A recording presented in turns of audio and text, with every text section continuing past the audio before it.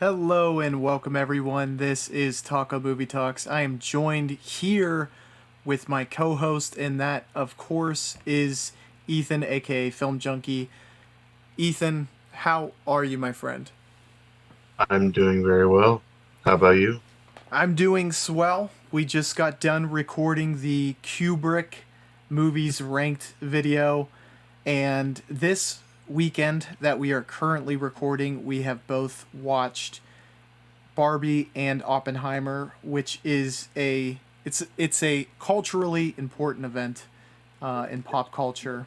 It hasn't been a weekend like this to my memory in quite some time. Obviously, you get these big IP releases, singular movies like the Avengers, which you have professed numerous times on this podcast you are a tremendous fan of. So it might not have lived up to the Avengers level. No, yeah, definitely didn't live up to the Avengers.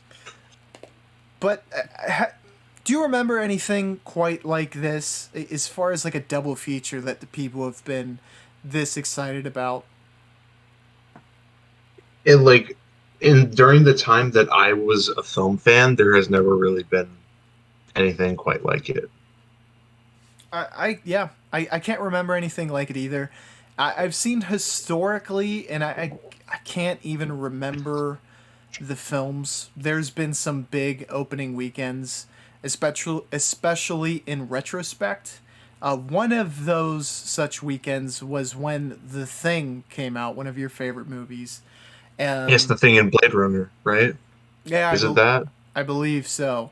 Um, and this is sort of in that same kind of aura, or like the ratings surrounding these two movies. It's like that type of event, I would say. Hmm. And you get Greta Gerwig, kind of like this up and coming female director who looks to be fastly becoming one of the most prolific female directors in Hollywood currently, and Christopher Nolan, who is very much a known commodity, who has made some of my favorite films of all time, and some of the most awesome cinematic experiences. It's very infrequently that you get a combinations of movies like this premiering in the same weekend, and quite frankly, correct me if I'm wrong, Ethan. I would think a lot of directors would try to avoid having such stiff competition on their premiere weekend. With Christopher Nolan. Yeah, I Yeah, because absolutely. he had a great opening weekend. I think I just read the numbers.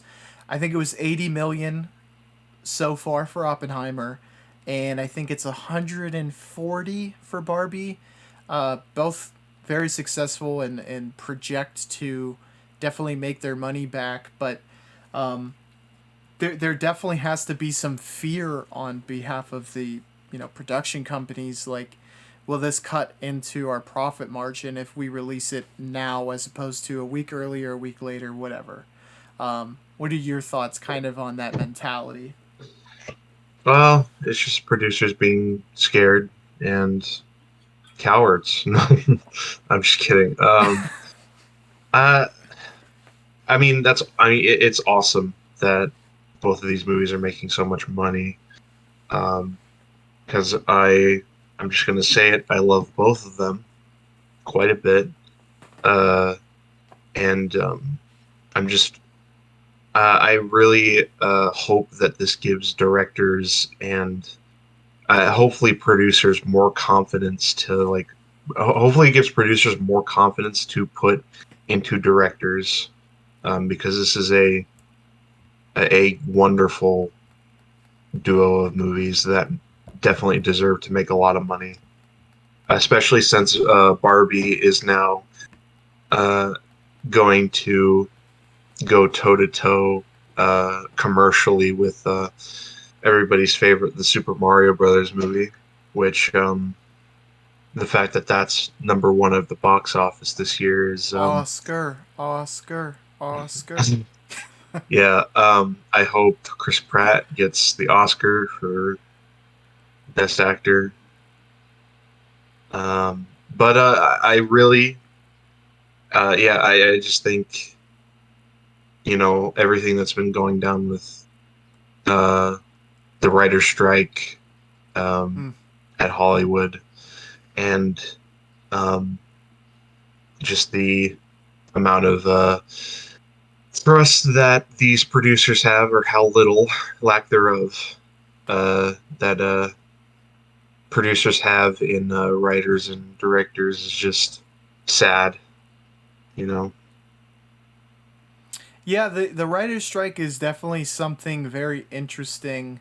Um, and I don't think it's, I think to the extent of which the writers are not making a lot of money is maybe the surprising part. I do think that it's probably like well known for people who have a little bit of knowledge to the industry that they don't get paid their worth. But I do think how surprising the number that they actually make is probably what surprises people the most.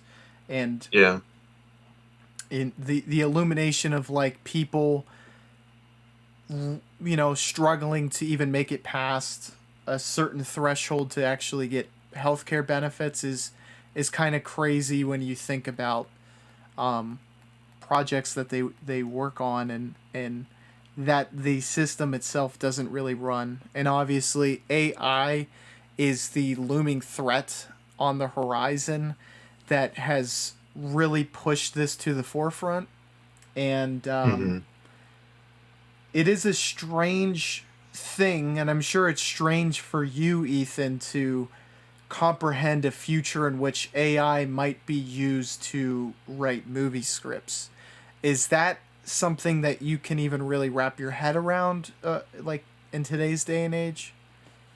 Um, I mean, I don't know what's going to happen, but who knows what's going to happen? I can't get a complete picture of what's going to happen, but I can make a couple guesses. Um, and some of those guesses scare me, to be completely honest, Mm-hmm. because I'm a person who values the human the human element of writing and where writing comes from. As someone who's a, aspiring screenwriter, I think it is very important that we prepare for prepare for the onslaught of AI as it's happening already in front of us. We just don't even know it yet. Um, between robots being made and like perfect AI replicas of dead people is just it's becoming worryingly efficient. So who knows what's going to happen? Yeah, as someone who loves film, and I'm sure for someone like yourself who wants to be a part of film, the writing aspect is the great writing lives it like eternally through cinema, like novels as well. But I think it's a very alluring to people who, I think a lot of people love reading, and I think a lot of people love cinema, and those two obviously cross paths a lot. But for you specifically, I know you love cinema very very much, and if the writing were to be taken out of it, um, I don't know. It's a very weird and fuzzy looking future. Because if I were to want to direct a story, if it was just an imaginary world where I could be something and have the talent and skill, I would want to direct the stories that I would want to tell, if that makes sense, right? And Yeah. I would want to be integral to the writing of that story. And you take a movie like Oppenheimer, for example, like, look, there's the bullet points that you have to hit because you're telling the life of an actual person. But I'm sure Nolan, in writing for this film, definitely was able to tell it in his own way still. And it is worrisome because you touched upon how production companies think, and if AI writing does become a proven commodity, then they might think it's the most risk averse way to go about telling the story if machines are to write it, if that makes sense. That Yeah. does, it doesn't seem out of the realm of possibility for me. If there is a movie written by AI that is just dramatically successful, then there is a new blueprint to the whole system. The Super Mario Brothers movie. Was that AI? No, it just I don't know. I don't know. It's just so it's such a generic and stupid, unoriginal plot that an AI could have written it. Current day AI could have Yeah, easily written it. I have to say I haven't seen Super Mario Brothers yet, but I know I love it. you'll love it. It is a terrific achievement and something. Ethan, I want to ask you which film do you want to discuss first? Barbie or Oppenheimer? Well, what did I actually want to ask you? What order did you watch them in? I saw Oppenheimer first and then Barbie. And same for you? Yes, same for me. You would go in that order? Uh, mm, that's tough because um, let's talk about Barbie first because I want to talk about Barbie before getting into Oppenheimer. Okay. You do you want to I'll let you have the floor first, sir. Sure. So Barbie is uh, definitely one of the most thrilling. I don't know. Okay, so I don't know where I was going. Barbie is about a stereotypical Barbie played by Margot Robbie, who uh, is in Barbie Land, where women are pretty much the domineering gender, I guess, kind of. Um, but then Barbie begins to lose herself, and she decides to go off to the real world, where it is the polar opposite. And yeah, it's just about her adventures and trying to figure out who she is. One of the things coming in, cuz I have to say I came in relatively blind. I know what a Barbie doll is, but Greta Gerwig, this to my knowledge is the first film of hers I'd ever seen. So I didn't really know her style at all, but I did find this film to be quite funny, um, very aesthetically pleasing, really great hair and makeup as well, and I thought those were all the humor, set design, and hair and makeup I thought were the highlights of this film. Yeah, I wanted to talk about the production design and the just the overall look of the film, both the makeup and hair, as well as the production design and just everything that when it comes to the look of it. Greta Gerwig said that she was inspired by Jacques Tati and Jacques Demy, which makes complete sense because a lot of the Barbie Land a lot of the Barbie Land production design uh, definitely reminds me of something very colorful, like a Jacques Demy musical, like Umbrellas of Cherbourg or The Young Girls of Rochefort. And then there's a couple scenes in like the real world where it kind of reminds me of Jacques Tati's Playtime a bit, and the way it's shot is so creative, and the way it's edited is very creative. Not in a completely different way to Jacques Tati's playtime, but very unique in that sense. And I loved it.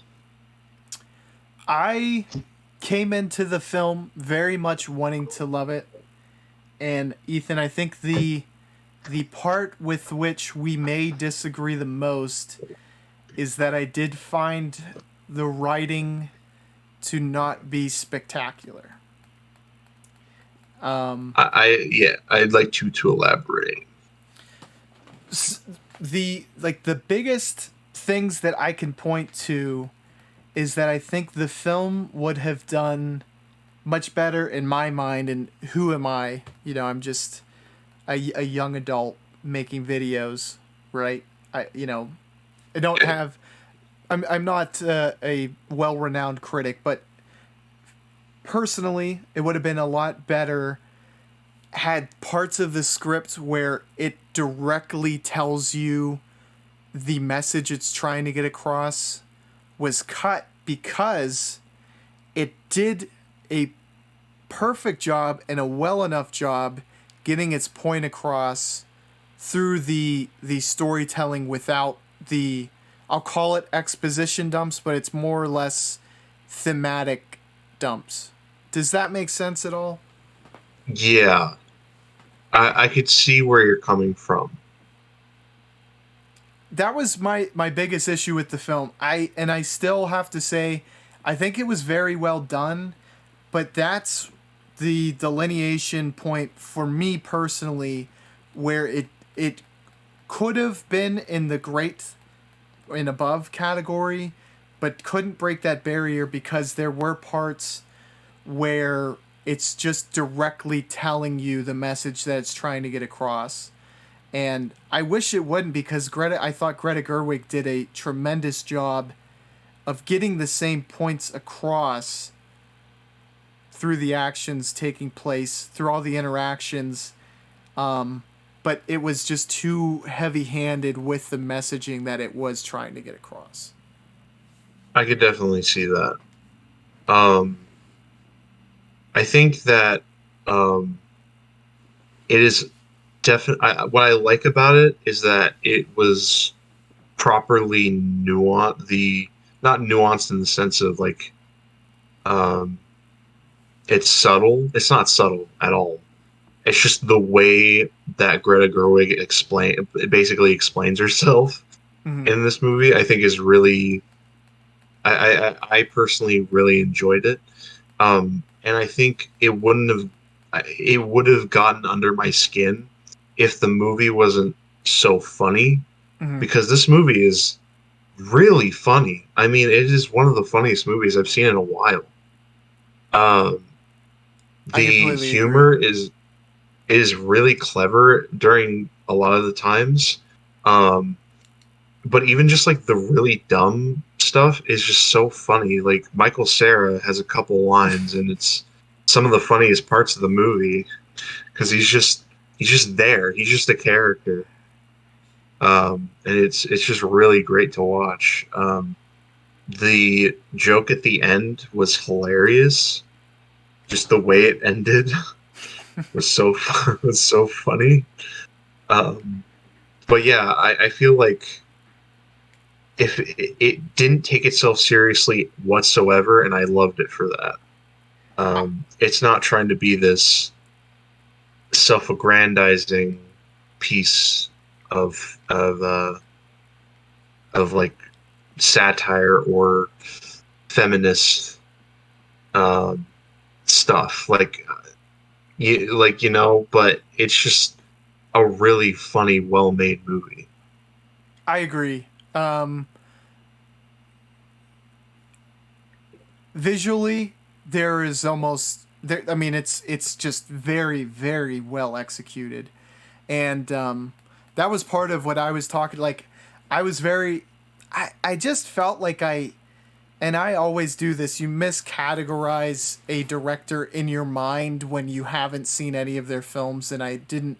The last thing I expected was for this film to be as hilarious. as it was. So I really I don't even know what I expected going in, but was almost immediately kind of like put on the back foot because it's very funny, and to the extent that it doesn't take itself seriously, as you were kind of talking about, it almost gives the film like, and maybe this is the wrong word, but the only word I could come up to explain it is like a surrealist feel. Yeah, absolutely. Both in the real world, when Barbie's in the real world, and in Barbie Land. And it was very, very interesting how it was able to accomplish that. I do want to give this film its roses though, because aside from like the issues that I took with how it was written, I do think it was a very interesting and unique film that was executed quite well, and I think it is definitely a sign that Greta Gerwig is not only able to accomplish really incredible things, but that she will be a director who's probably going to be a very prominent director for years to come. Sacramento native. Sacktown, what up? Yeah, no, it's awesome to see. I really love Greta Gerwig a lot. I didn't love Lady Bird the first time I watched it. Watched it a second time. Really, really loved it. Thought it was a beautifully paced, beautifully acted, beautifully written film. I might like Barbie more though, to be honest. I think it's a film that is going to do.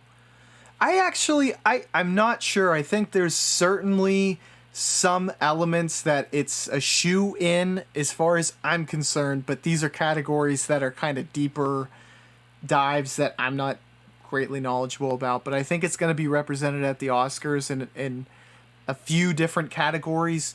What are your thoughts as far as that goes, Ethan? Because I think it is one of your highest rated movies of 2023, if I'm not mistaken. It is. It absolutely is. Yeah, I'm really hoping that it gets some representation at the Oscars. Direction, I think, is a shoe in. Production design is a shoe in. Um, I really, really like its editing a lot. So I think that should get something. And you might disagree with me, but I really think that it should get nominated for best. What is it? Would it be nominated for adapted or original? I'm not sure. Yeah, that's a very good question. I would think original, but it is difficult because like I don't know, would, unless Oppenheimer is based on a novel. I mean, when would that It be a? is. Oh, it is. My Yeah, well, that then that's is. adapted. Okay. Yeah, Yeah, because you're taking a subject matter that is actually like a thing in pop culture, but you're crafting an entire story behind it. I would think it's yeah, original, but I don't know how they categorize.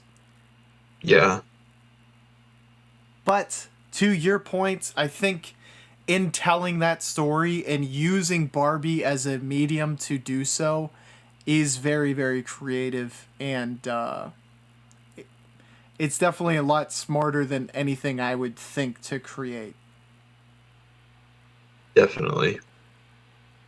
So, Ethan, I want to ask you what did you rate Barbie, and any final thoughts on the film?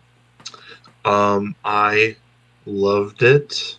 I thought it was again. I what you said. I thought it was one of the best films of the year. I don't think it's as good as Spider Verse or Past Lives, my other two favorite films of the year. Well, I mean they were, but it was a beautifully made, hilarious, and entertaining ride from start to finish. It was 2 hours, but it did not feel like 2 hours whatsoever. I was thoroughly entertained throughout all of it, and yeah, 4.5 out of 5. I give this one a 3.5 out of 5. I'm relatively low on this, understandably. I'd be interested to. I was obviously interested to hear Ethan's thoughts, and it does kind of help me look at it through a different lens. And I would be interested to hear any of the viewers' thoughts on Barbie as well, and maybe why I missed the mark on it. All said, though, one of the things that you mentioned, I feel very strongly about as well, in that. So both you and I, we watched the films in one day, both Oppenheimer and Barbie, correct? Yes. And that sounds like a crazy plot because of the length of both films when combined. I mean, we are talking quite literally over 5 hours in the theaters in one day. But Yes. they both went at a very fast pace, and it did not feel like I was in the theaters that long, which is I'm very, very thankful for that. And I think also speaks towards the pacing, the energy of both of the films that we're talking about. Yeah. I will say that usually when I do movie marathons, and I have done a couple, usually I feel extremely burnt out by them. Uh, they they wear on me very badly by the end. But by the end of these two movies, I felt rejuvenated. Like I just felt so alive after watching these two movies in the same day. Same here. I mean, I was like, I don't know, it just made me feel like a cinema fan, like a true blue cinema fan. And I've been watching way more movies than at any point in my life, but like yesterday was the day that I watched it, but it was like I felt like, man, like there's a lot to be excited about in cinema in today's day and age, despite the looming AI threats and the writers strike. We have great cinema coming out now, and hopefully the writer's strike does get resolved so that we can enjoy more weekends like this very weekend. Yes, The definitely. next film is Oppenheimer. In one word, I'm going to say, Ethan, this film was profound as far as I'm concerned. Yeah. What are your thoughts? Um, well, I watched this in IMAX, but I made the grave mistake of going to a theater that didn't have a 70 millimeter film projection IMAX. Hmm. Uh, but I didn't realize it, but there is an IMAX pretty close to me that is one of only 19 in the whole country to actually have 70 millimeter IMAX film projection, which I need to go back and I need to watch that and maybe a third time and maybe a fourth time. Uh, this was this left me speechless. I was in awe. I You took the words out of my mouth. For like literal film novices such as myself and probably a lot of the viewers, speak to what the 70 millimeter, that what that changes, I guess, or that its impact on actual the viewing experience is what I'm trying to say. What's the largest film projection? So basically 70 millimeters projecting it on a massive screen. Okay. Um, and it's just like film projection is a lot smoother than digital projection. Um, and just it's a lot better to get a really immersive experience for film. And I do think Christopher Nolan is one of these directors. I believe another one of mine and your favorites, Quentin Tarantino, are huge proponents of film over digital. Am I correct in what I said about both of them? And do you also share their sentiment when it comes towards film over digital? Yeah, I could definitely see why they prefer film over digital. I think digital can do some really nice stuff. I think one of the most creative uses of it recently is with the Batman. I think, despite the fact that it was shot on digital, it was able to capture a noir look that's very different to a lot of other movies out there, and I think that movie looks fantastic because of it. But I think overall, I think film is it provides an incredibly immersive experience as far as film going goes. I don't know where to start with this film. I have so many things that I want to praise it for, and I'll just start with a approach. First, the nuclear test scene, three-prong approach, and I apologize, Ethan, in advance for throwing a lot out at you, but There's so much to talk about, so please. I'll try to keep my points concise just so you can kind of speak to them as well. The test scene where it's a nuclear bomb, the nuclear test scene to see if it would work was, I think that those scenes like that are what makes cinema special, a very special medium. And getting to see that in theaters is why going to the theaters is so important. That scene is special, and I think will live in my mind for a very long time. Yeah. Second, secondly, I think the editing of this was the one that stood out to me. The editing to me was like spectacular in a way where I couldn't understand how they did what they did and me still understand what was going on. And it was just so unique and so fast paced. It was able to achieve so much through the editing that it was like that's generally not something that immediately is apparent to me. Great editing, but this film transcended that, and I was able to kind of notice and appreciate it. And thirdly, RDJ and Cillian Murphy, I thought their performances were so good you almost take for granted how well they captured their characters. I think it's so easy because you dive so deep into the film envelops you and you are just experiencing it and you are a part of the atmosphere that this film creates. It's easy to not fully realize that they did spectacular jobs in becoming their characters. I want to get your thoughts on those points and then anything you want to bring up as well. Um, yeah, the nuclear test was some of the most intense, and suspenseful filmmaking I've seen in a very long time. Uh, if it wasn't so cold in my theater, I would have been sweating profusely. Um, it is such. It is again. It is a technical marvel. Just there's no CGI, which I don't even know if I believe myself. But that just the fact that he managed to get those images with apparently no CGI is mind-boggling. Um, uh,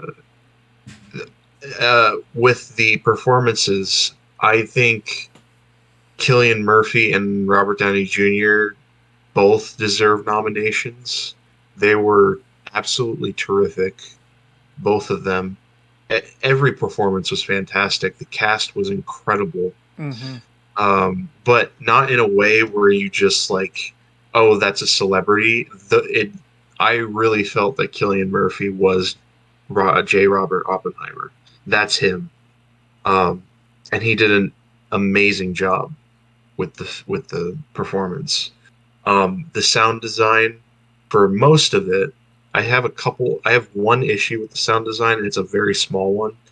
Um, but I love the sound design of the choices to like when he's giving a speech. there's a certain speech that he's giving, and um, the crowd goes from like overwhelming to muted Mm. to like just a muted audience, and it's really well done. Um, what was the second thing that you said? The editing. Oh yeah, the editing. The editing, yeah, it's definitely one of the key components that make this film so fast paced and entertaining to watch, and intense. Uh, I really loved the editing a lot, and I do love the editing of most Christopher Nolan movies because he manages to convey a lot of information without making it too confusing. The black and white and color switch was a little confusing, but once you get the idea of it, and I believe Christopher Nolan laid it out, whereas the colored the colored scenes are subjective and the black and white scenes are objective. Mm. I think I think that's a pretty clever way of doing it. Um, but yeah, the editing is really what makes this movie um, uh, fast paced and really well done. Yeah, I think you put into words like the thought that I was trying to uh, speak, basically, where and I was talking about this after the film. It was like, look, the intricacies of an atomic weapon is well beyond my pay grade, and also the political undertides of this film are a little bit complex as well. And he took very complex subject matter and is able to relay it to you in a very fast paced manner through the editing without getting lost. And like that perfect balance is, I think, what makes this film, because it could have become a mess easily, and trying Yeah. to achieve that, and manages to not do that. And like that on its own, I think, is what solidifies the editing for me. Again, not something that I generally pick up on, but that was what made me notice it, because I was like, I am astounded that I'm able to kind of keep up with everything this film's trying to throw at me. That marriage between Nolan's storytelling and the editing was just perfectly done. Hmm. Yeah. And I want to say, from my perspective, Ethan, and I want to get your perspective as well. Um, Ironically, the last time I felt this way coming out of a theater was another Christopher Nolan movie, and it's one of my favorites of all time, The Dark Knight. But I came out of the theater for the first time. I went back in for Barbie, obviously, but coming out after Oppenheimer, I felt like I was privy to something special in theaters with which I have not felt in. Damn, I don't even. Dark Knight came out a long time ago. 15 years ago. Yeah, I haven't felt this way in a very long time. How about you? Um, Same here. The last time I really felt just the love and appreciation for cinema on a bigger scale, the last time I felt that way was, ironically enough, almost exactly a year ago with Nope. Mm. Um, but I don't even know if it left me speechless like Oppenheimer did. I was just blown away by this. No pun intended. Blown away by what Oppenheimer managed to achieve. Um, and this I also want to say the score, while it's not Hans Zimmer, it is an incredible score Mm-hmm. um, that could stand up to a really good Hans Zimmer score. Um, I really really liked the music here. Um, I actually really liked the score for Tenet as well, and it was the same guy. And I was thoroughly impressed with what he did. I think that was one of the best parts of Tenet. But here, he just really lays it all out, and it's incredible. And that is has become a mark of a lot of Christopher Nolan films in that his scores are very notable. I mean, of a lot of the years in which he, releases a film, the score of his films are generally amongst the best. But on a grander scale, when it comes to Christopher Nolan, like before this film came out, it was apparent to me, and I think a lot of fans of Nolan, that he was a special director. But this film, for whatever reason, it just feels like the enormity of what I was able to accomplish solidified him as one of the cinematic greats and a unique type of director. It's like the scale of what he's able to accomplish on a lot of his films is rarely matched. It To liken it to Kubrick, someone we just spent some time talking about, it feels, I mean, Interstellar, as far as story beats, connects very well to what 2001: A Space Odyssey did, but the how profound the film was able to go feels likened to 2001 from that aspect. And quite honestly, Oppenheimer, I feel fairly confident, and I know it's very shortly after I saw the film, but I think it's easily, as of right now, one of the best 20 or 25 films I've ever seen. Wow. Yeah. It is. I don't know if anything is going to beat it for best film of the year in my mind. I have a couple of issues with it. Like I said, there is a couple of scenes that there's one scene that I thought was a little goofy. Mm-hmm. And it's the scene with Harry Truman, played Yeah. by Gary Oldman. It wasn't his makeup that was bad because I really felt that he was Harry Truman, but just the scene in general was a little goofy and a little cheesy for the movie because I thought the rest of the movie was so thorough and detailed and nuanced with its dialogue and its characters that I just really that stuck out like a sore thumb. And then the other issue that I have is the sound design for the dialogue, the sound mixing, I should say.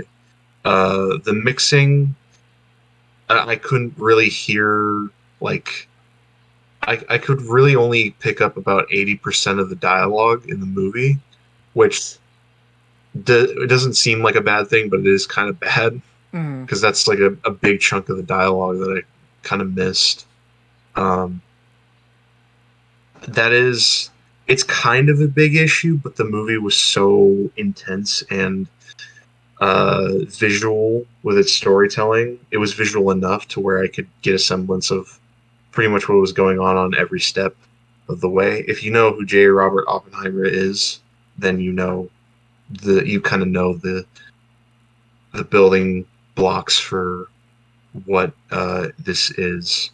But other than that, I thought it was absolutely incredible.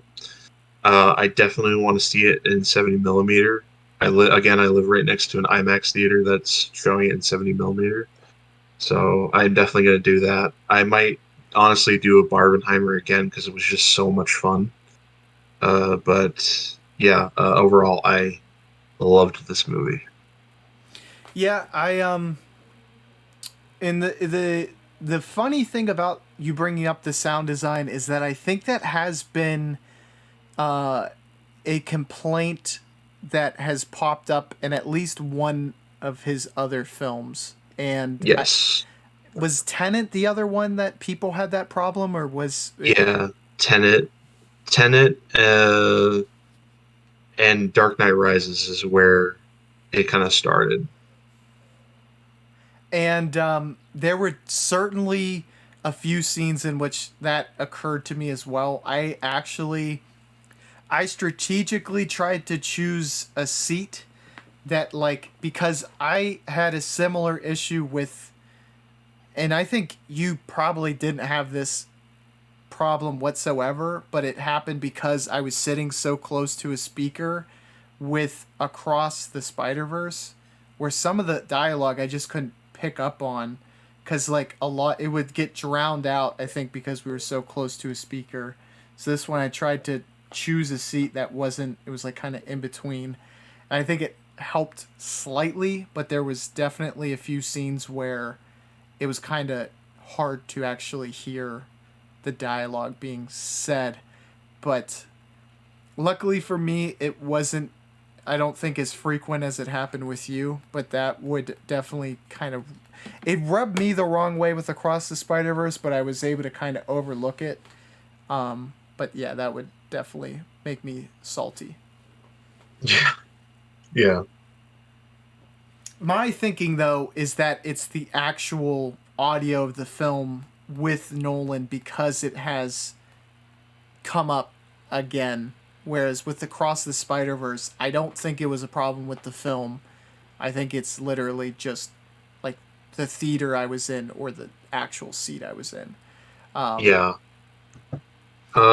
That's a similar thing happened to me. I actually watched The Thing in the theaters, 40th anniversary of The Thing, and unfortunately, the theater I was in, I was having weird sound mixing issues, so the dialogue is really quiet, but the sound for like the creatures and stuff in the background was really loud, and it kind of took me out of the movie a little bit, which it was just a shame because if I got like a perfectly mixed sound for that movie, it would have been amazing because the visuals are amazing. But yeah, it just kind of happens, and it's a shame.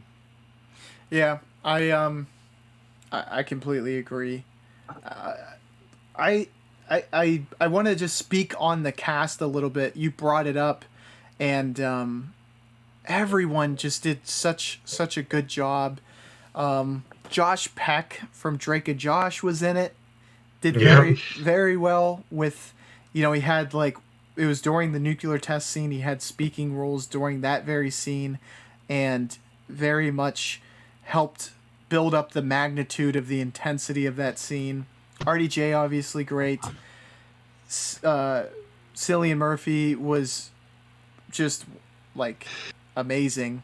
Um, but I loved one of the Safdie brothers played a Russian scientist. Really cool to see him. I mean, he's obviously acted in Good Times. He was in Licorice Pizza. He's obviously a very good actor, but it was just really cool to see someone who is very renowned on the directorial side get to be in a huge monumental film like this. Yeah, absolutely. And I don't know which Safdie brother it is. Do you happen to know which Safdie is the acting Safdie? It's Benny Safdie. Okay. Yeah. So Josh is Josh and Benny Safdie, and that's Benny Safdie who usually does the acting. Really, that is a really cool dynamic, for sure. Um, Yeah. it is actually kind of cool that he was in a Nolan film because I I believe, and I could be wrong on this, but I'm almost certain, Christopher Nolan oftentimes will write with his brother as well, and his brother has helped inspired films along the lines of, I think he was very integral in Inception and Yes. kind of, Memento specifically as well. and that as far as plot lines go, Memento, or writing wise, is arguably one of his best films. Yes. Um, which definitely brings up a point of contention. Where does it rank um, Mm, in terms of Christopher Nolan? In my mind, it's at least third. Memento is my favorite of his. It's one of my favorite movies. The Prestige is up there, um, but I'm not sure if it's better than either Prestige or Memento. I'd have to watch them again and see, but it has the potential to be um, at least better than Prestige in my mind. Yeah, so and I haven't seen really the most recent one I've watched is Interstellar. Uh so all of these ratings and rankings are subject to change, right? Yeah, Um because all of them are so I am really Nolan was my first favorite director. It was Nolan and Tarantino, and they're still very much like some of my favorites. It's just become more crowded, like my favorite directors. yeah, Um, but Dark Knight will live forever as one of my favorite films of all time, and it has flaws. So it's really just, and I can acknowledge those flaws. I think like the whole Chinese excursion subplot was a little bit. It doesn't quite live up to the scenes that the Joker in, but that portrayal just is one of the best perform. I will say, in my mind right now, I cannot think of a better performance than Heath Ledger as the Joker. Uh, but I have that as one, and I have Oppenheimer at two right now.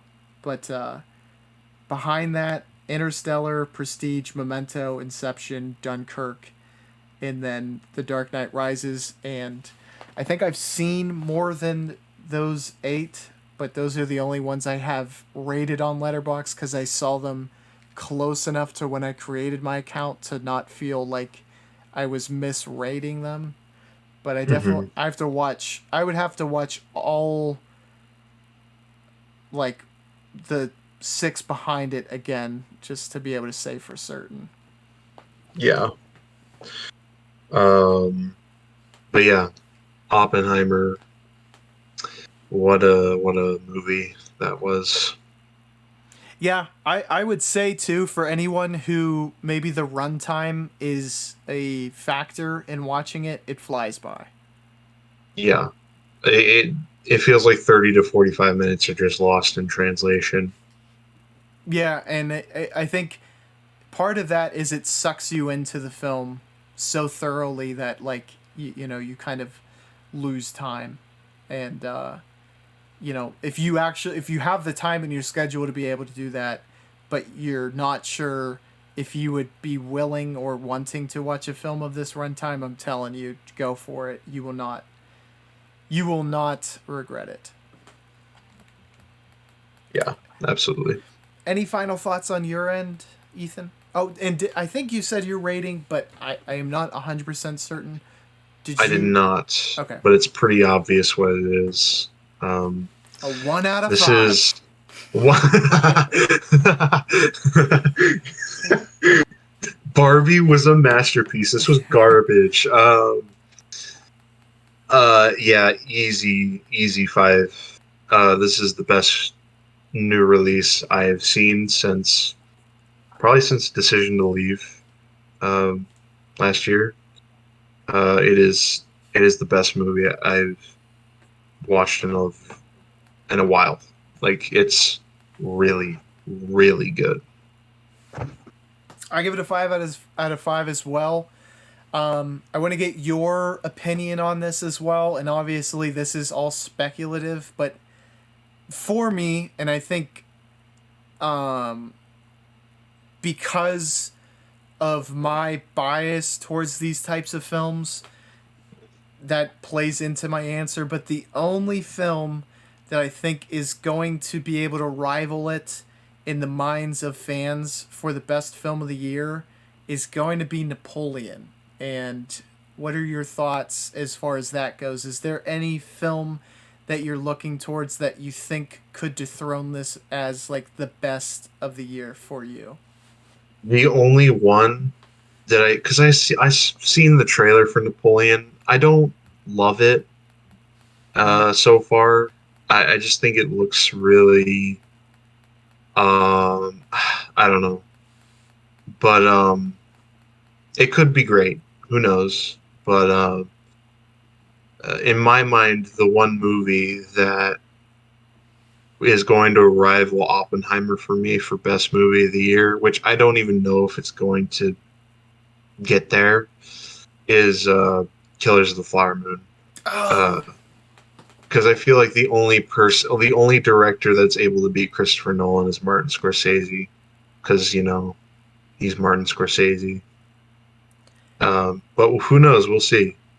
I agree with you, and I just completely forgot that that film was also coming out. So thank you for putting that out there because I agree with you too. Leo and Scorsese's track record's pretty solid, and the actual story itself. I haven't read the book, but I really love true crime as well. Maybe even more so than like historic timepieces. Like so Yeah, yeah, that those two I agree are going to be the ones that I think most tightly contend for that top spot. Ethan, we recorded a video on Kubrick ranked, and I'll go first so you can pull up your rankings as well.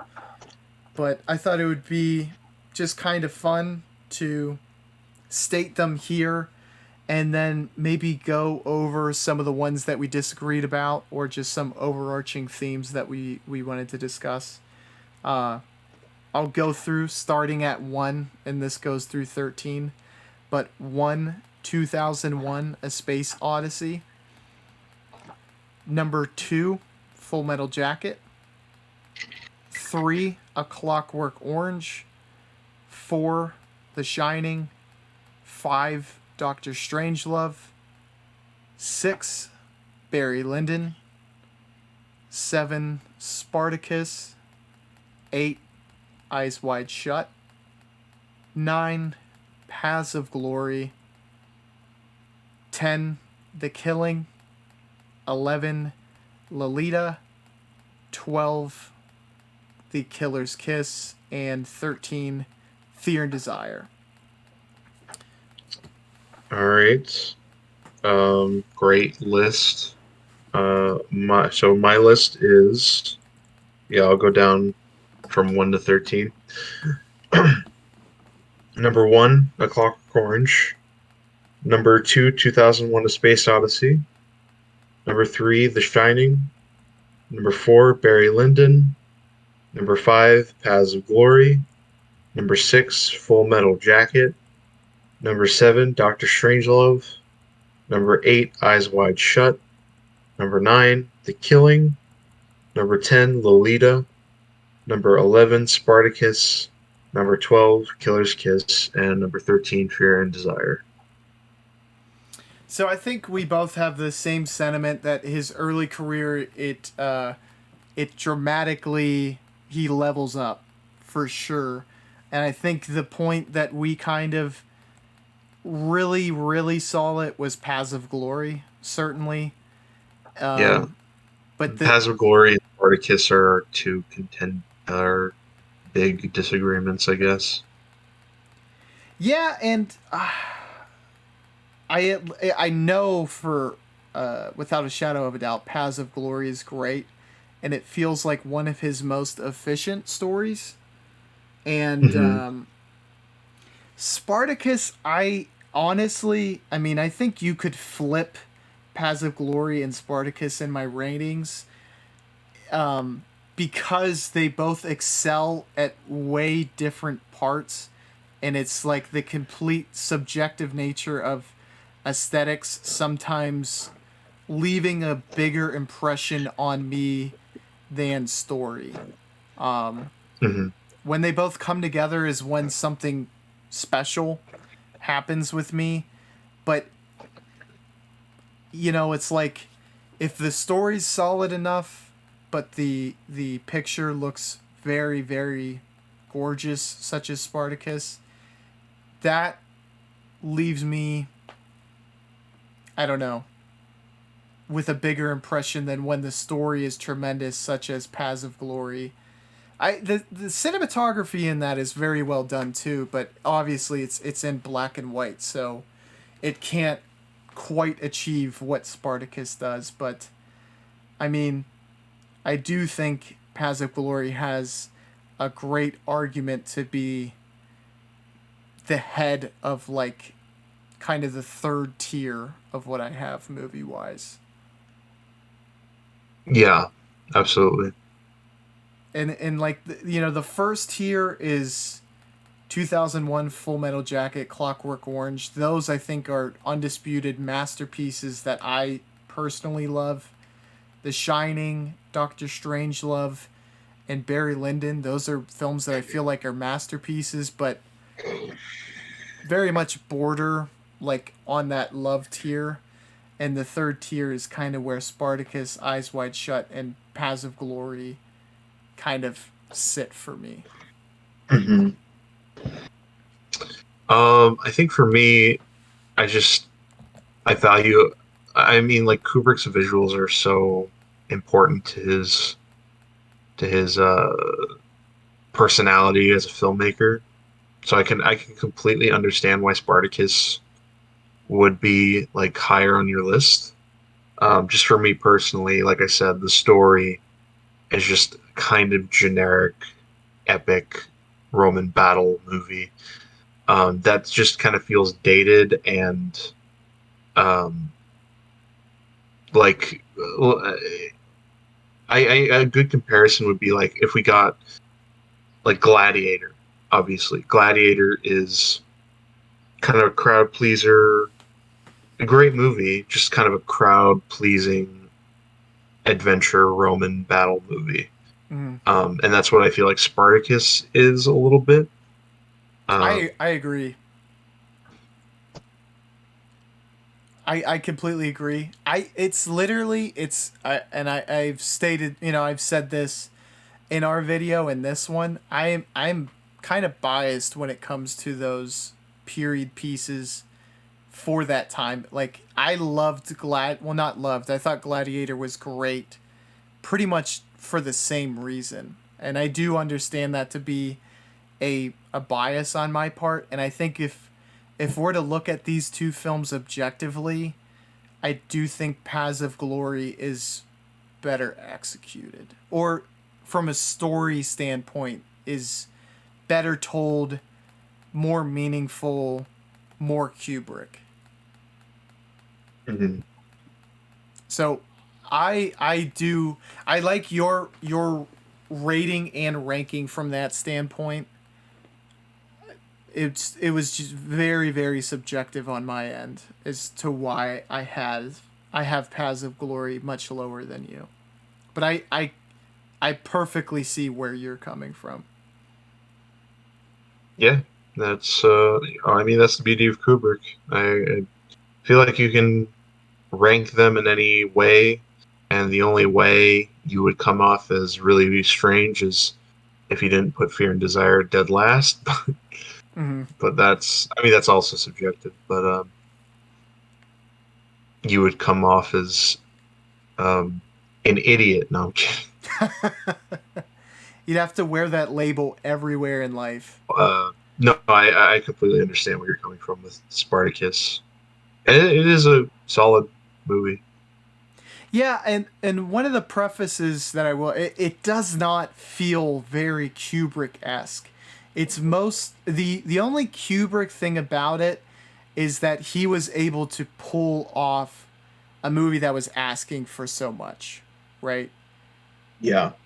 But aside from that, it really it did not have a lot of the hallmarks that make him very unique as a director.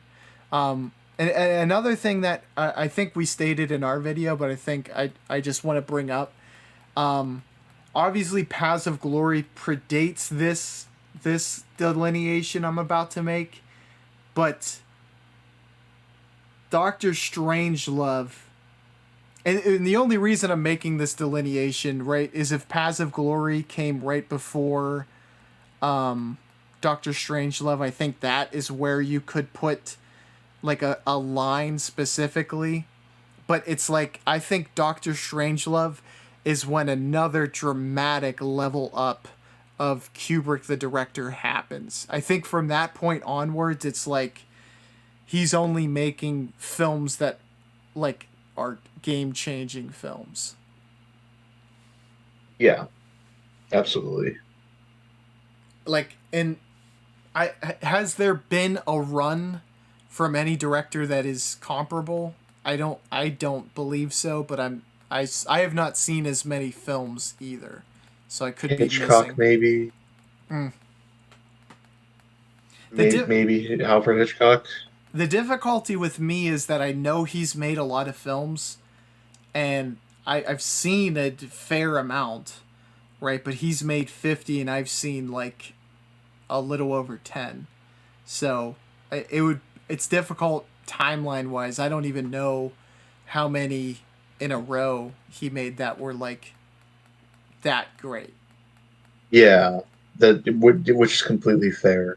It's like where I'm coming from is like every time he made like his 50s run, I think is I like year after year he would release an incredible movie, but you'd forget about like a movie he made the same year. Mm. Like I think in 1956 he made The Man Who Knew Too Much, and didn't even realize it, but he made another movie that same year, and it is completely forgettable. I don't even remember what it's called. that that is it's impressive to make. I'll just say, I mean, that's impressive. He made two films in 1 year, and one of them was notably great, right? That was, I mean, there have been multiple times where he's done that. In 1954, he released Rear Window and Dial M for Murder. Thankfully, Oh, both of them great. were great. Yeah, they were both not forgettable. They were fantastically made films. But yeah, but then he has like other years where he just releases a movie that no one remembers exists. I've seen more films by Alfred Hitchcock than any other director, and I am barely halfway through his career.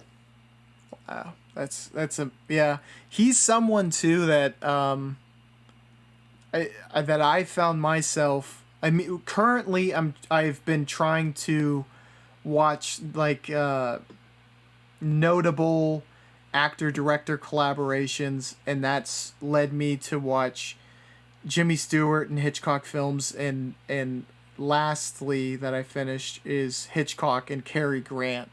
So that has led me to watch more Hitchcock films, but yeah, it's incredible to see. It's like I just felt every film I was like just phoning it in, like, oh yeah, this is a 4 out of 5, this is great, you know.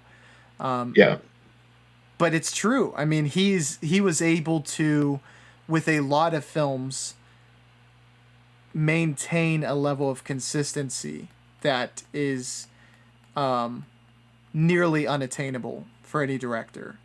I just feel like Kubrick takes it to a level that releasing masterpieces like Doctor Strangelove, 2001, A Clockwork Orange, Barry Lyndon, The Shining, Full Metal Jacket, all in a row are all like masterpieces that almost break the mold, yeah, respectively.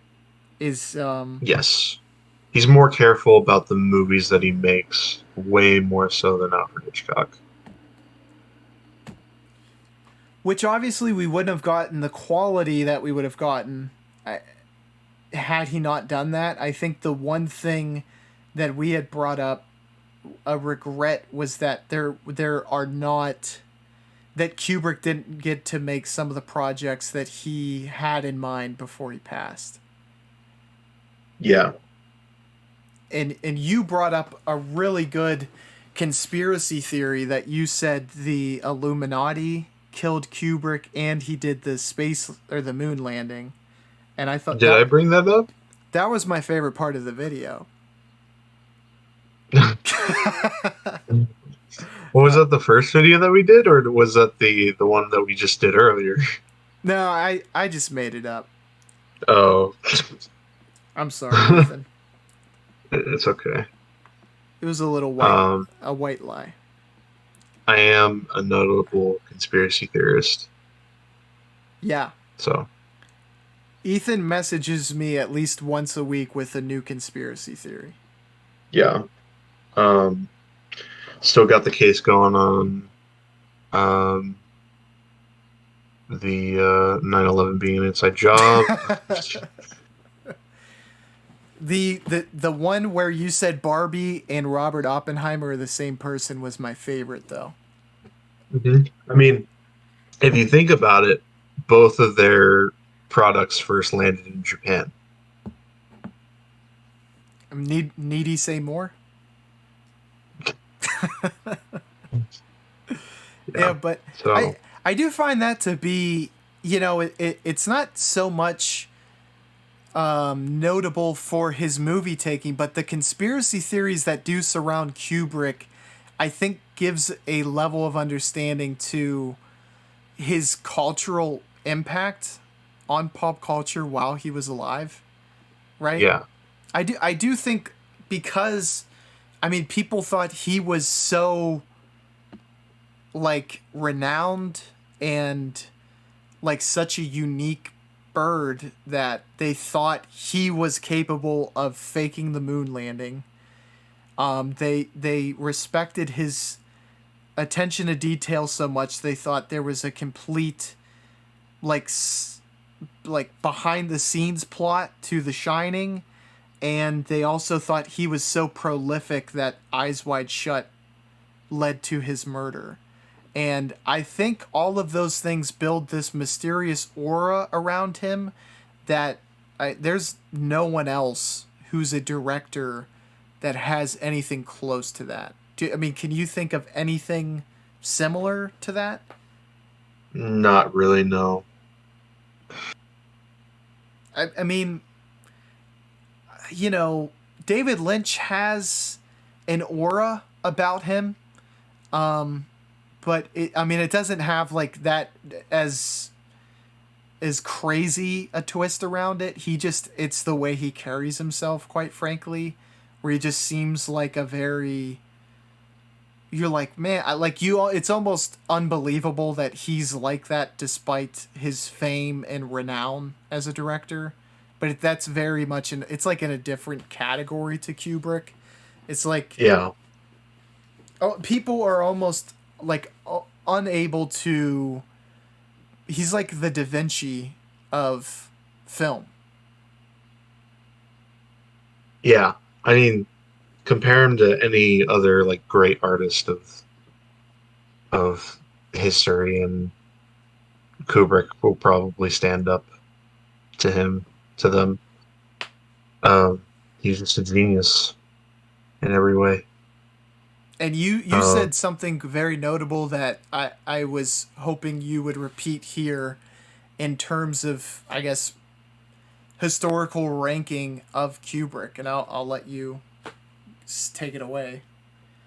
about what again? You said he was the greatest director of all time. Oh, well, yeah, he is the greatest director of all time. Um, the only one that comes close is, I'd say, M. Night Shyamalan. um, Michael Bay is a close second. Mm. No, well, yeah, he. I don't know if there's any further elaboration than that. He is the greatest director who ever lived. Not my personal favorite, although he is very close, but he is the greatest. He's the GOAT. Yeah, I think you saying that did put it in my head because I've had kind of a. It was an attempt to take the subjectivity out of film, but I had a thought that occurred to me, where it's like, look, it's still subjective because it's based on rating, but I would just take the averages of all the films and rank my directors via that, right? Yeah. But it's I mean it's still flawed through subjectivity because rating of film is subjective, right? So Yeah. there's nothing objective about it. But I think as far as cultural impact and what he did historically, there are very few arguments that are better than Kubrick's for best of all time. And if there is, I would love to see them in the comments, like who the director is and why they're better than Kubrick. But I would, because like right now, Tarantino is my number one. I haven't seen all of his filmography. Some of it I've watched so far back that I need to watch it again to rate, to put that into terms. But for as much as I love Tarantino and what he does cinematically is very unique, and he uses and wears his influences on his scene, Kubrick created the films to influence the directors to come. Yeah. And I just feel like that is literally the only argument I need to lay out to convince myself that perhaps Kubrick is more deserving of that title than Tarantino. Yes. He's not. Yeah. Saying what I think is my favorite and what I think is the greatest is two completely different things. They both can be subjective, and just in my opinion, Kubrick is the greatest of all time. But I'd say either Quentin Tarantino or David Lynch is my favorite director.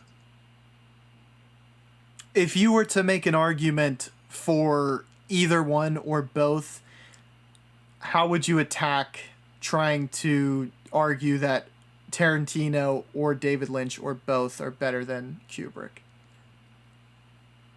Um, I actually feel like I can make a better case for David Lynch than Tarantino because I think Tarantino is one of the greatest writers of all time. Mm-hmm. But in terms of directors, he definitely wears influences on his sleeves. I think he's still a great director. I just think, in terms of actually directing, I think David Lynch, you can make a better case for him because he's so unique in every sense of the word. Um, and Kubrick, I believe, was influenced by David Lynch when he made Eraserhead. Um, so I and just the he's one of the most influential filmmakers in my mind because he is just so unique in the way he captures just the weird ideas in his head. It's just mind blowing experiences, and I feel like my favorite director has changed. I think David Lynch has taken that officially. He, I think it's inarguable to say, and I think you basically said this as well, that David Lynch is the most distinctive director of all time. Yeah, maybe. Um, his style has not yet quite resonated with me to the extent that it has with you, but I can still see his greatness and appreciate his greatness. I do think for me personally, it's going to take multiple watches. As a lot of his films, I do think would benefit from that, though. Um, and I don't think that's a bad thing. Yeah. But I'm still simmering on the David Lynch product, for lack of a better term. But I do think it takes a director like him that is so distinct and changed cinema in the way that David Lynch did to be able to argue against a Stanley Kubrick. Yeah, absolutely. Again, another filmmaker has made very few movies in terms of how long they've been making movies. Yeah, and I think there is something to be said. Like, and do you have a sentiment towards that? I think Tarantino has. He is someone who has been the most outspoken towards it, where I think there's something sacred to their films, where it's the style of cranking them out would it would I'm trying to look, it would water down their product in their mind. And I think Kubrick looked at it very similarly. I think Lynch looks at it similarly, and I think Tarantino has made it very clear as well that there is something sacred to their films, that they want them to be in limited supply. And how do you see that through your mind, I guess? In my mind, it depends upon the filmmaker because you look at filmmakers like Stanley Kubrick or Quentin Tarantino, and they've made very few films, but each and every one of their films is unique to each other and very special in their own regard. But then you have filmmakers like Alfred Hitchcock or Martin Scorsese or Steven Spielberg, filmmakers who um, have many, many films under their belt over the past decade, a couple decades. But they have some that are kind of meh films, and then they have many that are great, and like they just have many that are just kind of meh, and then just many that are great, and some that are maybe some that are terrible. Who knows? But just like either you make movie, I think it depends upon like director writer credits because Martin Scorsese and Steven Spielberg rarely write their own movies. Mm. And I feel like a script takes a lot longer than production of a film. Um, but yeah, it really just depends. I agree with what you said writing wise. I think creating the idea and ironing that out and then perfecting that would probably be the most painstaking aspect of it.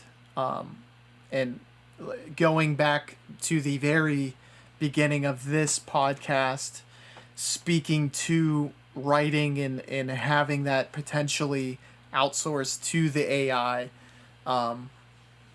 that's such a wild prospect to think about, because we admire the writing of these great stories, and to have that married with or even baked into the actual director is what, like, oftentimes makes something very, very special. Yeah. Ethan, I want to say thank you so much for taking the time out of your Sunday to discuss Kubrick, to discuss Barbie, to discuss Oppenheimer. I had an absolute blast, and I cannot thank you enough. Of course, it was my pleasure. It was a blast for me too. Everyone, go check out Ethan's YouTube down in the pinned comment down below. I think you'll very much like what he has on his page. And thank you for joining us. You have been great. And we will catch you on the Flippity Floop. Bye, y'all. See you.